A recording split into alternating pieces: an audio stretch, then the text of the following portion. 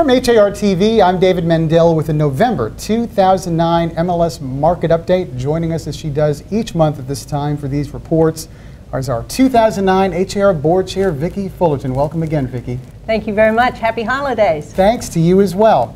Well, we're looking back to November of 2008 in our year-over-year comparison, and what we see is once again lingering effects of Hurricane Ike. It really did a number on the real estate market last year. Even though it hit in September, it really battered the market such that by last November we were still kind of down and out. Let's take a look at the numbers and then chat about what that means for this upcoming month and into the new year. The numbers show us single-family home sales increasing for yet a third consecutive month by 32.8%. Total property sales increasing for a third consecutive month by 37.1%. Again, we do know that these are somewhat of an anomaly. Pricing, however, seemed to be very realistic, very much in line and consistent with the way it's been over many months. Median price of a single-family home up for the 7th straight month, reaching the highest level ever recorded in a month of November for Houston, $150,000. The average price up for a second consecutive month to $198,948. Also want to just mention foreclosures. The foreclosure sales picture still looking good. Foreclosure sales retreating even more in November. They're making up about 15.8% of all single-family home sales. You may recall that foreclosure sales really peaked in January. It was about 34%. 1 year ago, however, it was about 25%. So that landscape is looking a lot better.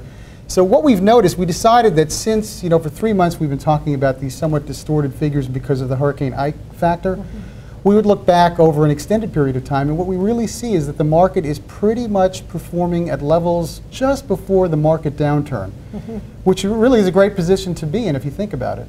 Well, and I think that Houston is very well positioned to continue that growth. I think you're going to see going into 2010, January's numbers are going to be better because the Ike effect really took the whole quarter of 2008 to rebound.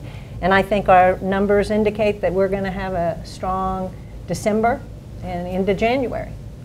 Again, having numbers showing growth of 32 or 37%, we know that that's out of whack.